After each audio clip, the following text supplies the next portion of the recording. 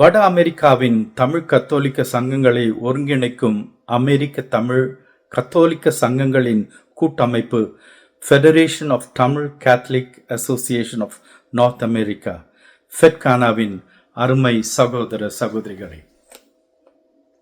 தவக்காலத்தின் 5ஆம் ஞாயிறு. தவக்காலத்தின் 5ஆம் ஞாயிறில் நம் சிந்தனைக்கு அளிக்கப்பட்டுள்ள நற்செய்தி லாசருக்கு உயிரளித்தல், அவரை உயிர்ப்பித்தல். நண்பன் ஒருவனுக்கு உயிர் கொடுத்தல் உயரிய காரியமாகும், மேலான அன்பாகும்.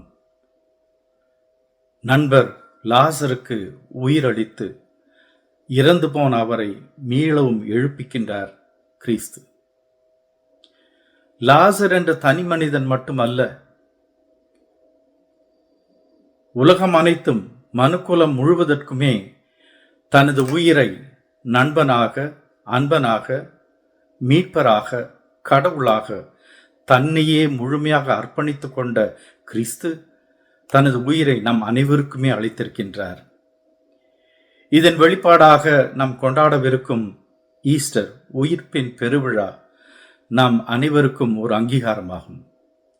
நாமும் இறை பிள்ளைகள் என்பதை உணர வேண்டும். இந்த நற்செய்தியிலே நமக்கு தரப்படக்கூடிய ஆழ்ந்த கருத்து என்னவென்றால், மற்றவர்களுக்காக நாம் வாழ்வதும் நம்மை அர்ப்பணித்துக் கொள்வதுமே கிறிஸ்து வாழ்க்கை. உடனடியே நமக்கு ஒரு கேள்வி வரும், அப்போ நான் போக நான் செத்து போகணுமா மற்றவங்களுக்காக? குடும்பங்களில், ஊர்களில், பங்குகளில், ஏன் நாட்டுக்கு நாடு இன்னைக்கு வரக்கூடிய பெரிய பிரச்சனைகள் இதுதான். நான் ஏன் மற்றவங்களுக்காக கஷ்டப்படணும்? மற்றவங்க எனக்காக கஷ்டப்பட்டா பரவாயில்லை, ஆனா நான் மற்றவங்களுக்கு கஷ்டப்படணுமா? கிறிஸ்த வாழ்க்கை என்பது வெறும் கஷ்டப்படக்கூடிய வாழ்க்கை தானா? நம்முடைய திருமறை நமக்கு படிப்பிக்கக்கூடிய காரியம் ஆழ்ந்த கருத்துக்களை தரக்கூடியது. குறிப்பாக கடவுள் நம்மை ஏன் படைத்தார் என்ற கேள்விக்கு பதில் அவரை அறிந்து கொள்ளவும், அவரை அன்பு செய்யவும், அவர்வால் பிற மக்களை அன்பு செய்யவும், அவரோடு என்றென்றும் வாழ்ந்திருக்கவுமே கடவுள் நம்மை படைத்தார். மகிழ்ந்திருப்பதே கிறிஸ்து வாழ்க்கை எனில், இந்த மகிழ்ச்சி இல்லாதவர்களுக்கு மகிழ்ச்சி அளிக்கக்கூடிய விதத்திலே நம்மையே அர்ப்பணித்துக் கொள்வதும், மகிழ்வோடு அர்ப்பணித்துக் கொள்வதுமே கிறிஸ்து வாழ்க்கை. இந்த நற்செய்தியில் ரொம்ப சுவாரஸ்யமான ஒரு காரியத்தை உங்களுக்கு நான் சொல்ல விரும்புகிறேன். என்ன அப்படின்னாக்கா, இயேசுனார் அங்கங்கே ஒளிஞ்சு போறார்.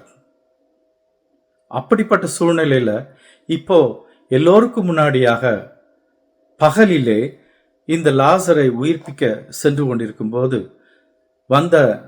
உடன் வந்த சகோதரர்கள் தோமா சொல்லுகின்றார், நீங்க அங்க போய் சாக போறீங்களா அப்படின்னு கேட்டதுக்கு ஆமா அப்படின்னு சொல்றாரு.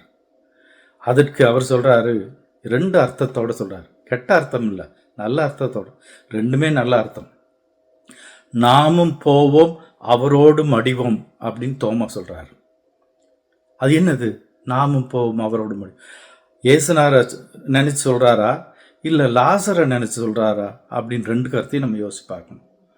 ஏசுனார் நினைச்சு சொல்றாருன்னா நாமும் இயேசோட போவோம், அவங்க ஏசுனார் அடிச்சு கொள்ளும் போது நாமும் செத்து போவோம் அப்படின்னு ஒரு கருத்து. இன்னொரு கருத்து என்ன தெரியுமா? நாமும் போவோம் லாசரோடு இறப்போம், அப்போ அவருக்கு கிடைக்கக்கூடிய உயிர்ப்பு நமக்கும் கிடைக்கும்.